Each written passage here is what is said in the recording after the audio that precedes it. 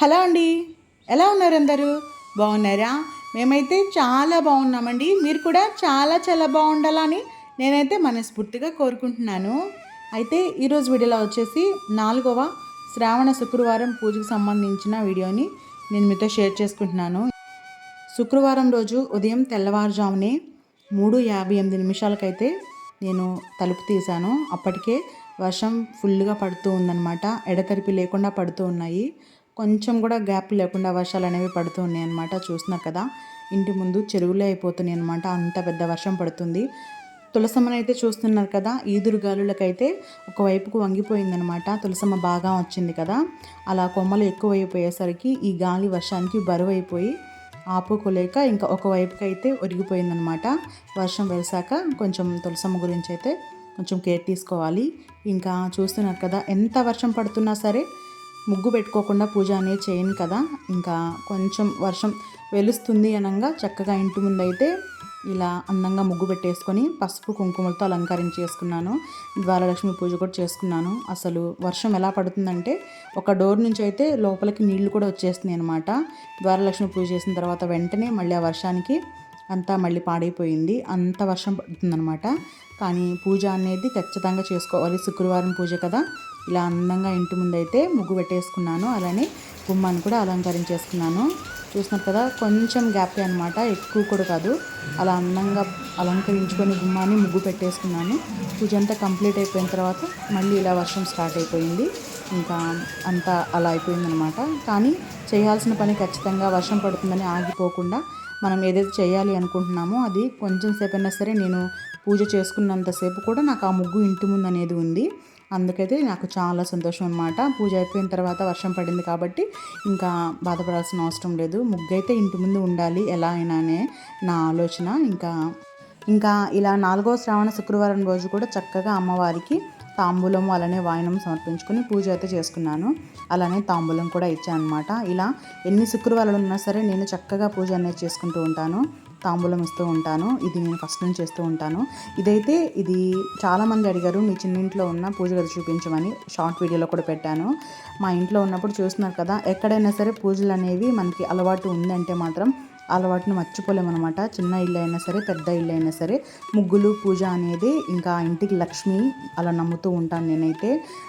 నేను మొదటి నుంచి కూడా ముగ్గులో ఎక్కువ దీపాలు పెట్టుకోవడానికి ఇష్టపడుతూ ఉంటాను. ఇంటి ముందు కానీ ఇలాగా దీపాలు ఎక్కువగా వెలుగుతూ ఉంటే అక్కడే లక్ష్మీదేవి ఉంటుంది అంటారు కదా. నేను మంచి ఒక గట్టి నమ్మకంతో అయితే పూజ అనేవి ప్రారంభించుకున్నాను, నాకు తెలిసి తెలియకుండానే. అలాగా అప్పటి నుంచి కూడా ఇప్పటి వరకు నేను చక్కగా అమ్మవారిని పూజించుకోవడానికి దీపాలు అనేవి వెలిగించుకుంటూ ఉంటాను అనమాట. నాకున్న అలవాట్లనే వీడియో రూపంలో నేను మీతో షేర్ చేసుకుంటున్నాను. నేను ఫస్ట్ నుంచి కూడా ఎలా పూజలు అనేవి చేసుకుంటూ ఉంటాను, అలాంటి విషయాల గురించి నేను మీతో షేర్ చేసుకుంటూ ఉంటాను అనమాట. ఎప్పుడూ కూడా ఇంటిని అలంకరించుకునేదే నా ఉద్దేశము.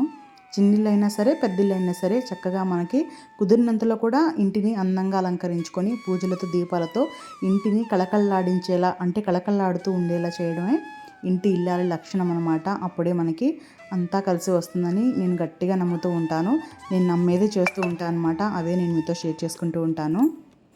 పట్టుదల అనేది మనిషిని ఎక్కడి వరకైనా తీసుకెళ్ళదు అని నాకు అనిపిస్తూ ఉంటుంది. ఎందుకంటే ఏదైనా పని చేయాలి అనుకుంటున్నాం అనుకోండి, అది ఖచ్చితంగా చేయాలి అనుకుంటాం కదా. అప్పుడు ఆటోమేటిక్గా మనకి అదృష్టం కూడా కలిసి వస్తుందో తెలియదు, కానీ ఖచ్చితంగా అనుకున్న పని జరిగే విధంగా ఉంటే మాత్రం పట్టుదలే నెగ్గిందే అనిపిస్తూ ఉంటుంది. ఖచ్చితంగా మనిషికి పట్టుదల అనేది ఉండాలి. ఏదైనా సాధించాలి అంటే మాత్రం మనము ఈ పని చేయాలి అంటే పట్టుదల ఉంటేనే కదా. అన్నీ మర్చిపోయి ఇంకా మనము ఆ వైపుకే అడుగులు వేస్తూ ఉంటాము. అది మైండ్లో పెట్టుకొని అలాగా మనం ఏది చేయాలన్నా సరే నిర్లక్ష్యంగా ఉండకుండా పట్టుదల, మనకి చేయాలి ఈ పని త్వరగా చేసుకోవాలి, ఇలా చేసుకోవాలి అని ముందుగానే ప్లానింగ్ చేసుకొని మంచి ఒక పట్టుదలతో ముందుకు సాగామనుకోండి, ఏ పనైనా సరే దిగ్విజయంగా జరిగిపోతూ ఉంటుంది.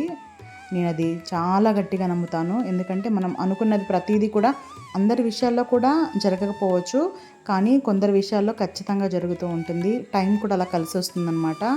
మనకి పట్టుదల ఎంతో అవసరము. ఇలా నేను చెప్పే మాటలు ఎవరికో ఒకరికి ఇద్దరికి అయినా సరే ఇన్స్పిరేషన్గా ఉంటాయి కదా. అందుకని నేను మనస్ఫూర్తిగా ఏదైతే ఫీల్ అవుతున్నానో అది నేను మీతో షేర్ చేసుకుంటున్నాను. ఇదైతే చూస్తున్నారు కదా, సాయంత్రం సంధ్యా సమయము.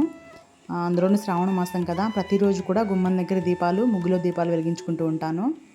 టైం అయిపోతూ ఉంటుంది వీడియో తీసుకోవాలి అనుకుంటే. ఇంకా వీడియోనే పక్కన పెట్టేశాను.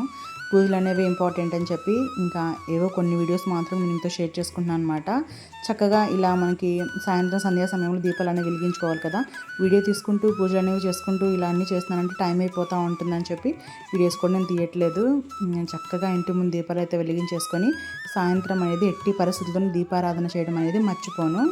ఇంకా ఈ శ్రావణ మాసం అయితే 3వ తారీఖు మంగళవారం అమావాస్య రోజుతో ముగుస్తుంది కదా అండి. ఆ రోజైతే తెల్లవారుజామున లేచి చక్కగా అమ్మవారికి పొంగలి నైవేద్యంగా చేసి ఈ నెల రోజులు దీపాలు వెలిగిస్తాం కదా, అందుకు గుర్తుగా 33 ఒత్తులను వెలిగించేయాలి. అంటే కార్తీక మాసం చేస్తూ ఉంటాం కదా, ఈ నెల రోజుల్లో ఎక్కడో కొన్ని రోజులు దీపాలు వెలిగించకుండా ఉంటాం కాబట్టి ఆ రోజులు కూడా పూజా ఫలితం దక్కే విధంగా 33 ఒత్తులు వేసి అమ్మవారి ముందు వెలిగించుకుంటే చాలా మంచిది. ఇంకా నేను కూడా ఈ నెల రోజులు అమ్మవారికి పూజల నిమిత్తం నాన్ వెజ్ అనేది ముట్టుకోకుండా అలానే ఇంట్లో నిత్య దీపారాధన చేసుకున్నాను కదా.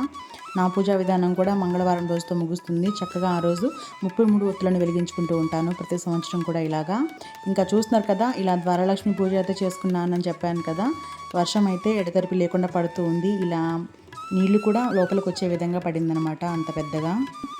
ఇంకా అంతేనండి ఈరోజు వీడియో అయితే. పూజలకు సంబంధించి నాకు తెలిసిన కొన్ని విషయాలను నేను మీతో షేర్ చేసుకున్నాను అనమాట. ఈ వీడియో ఎలా ఉంది అనేది ఒకసారి నా కామెంట్స్లో షేర్ చేయండి. నచ్చితే ఒక లైక్ చేయండి. అలానే కొత్తగా ఎవరైతే మన ఛానల్ని చూస్తున్నారో తప్పకుండా సబ్స్క్రైబ్ చేసుకోండి. వచ్చే వీడియోలో మళ్ళీ కలుద్దాం. Thanks for watching.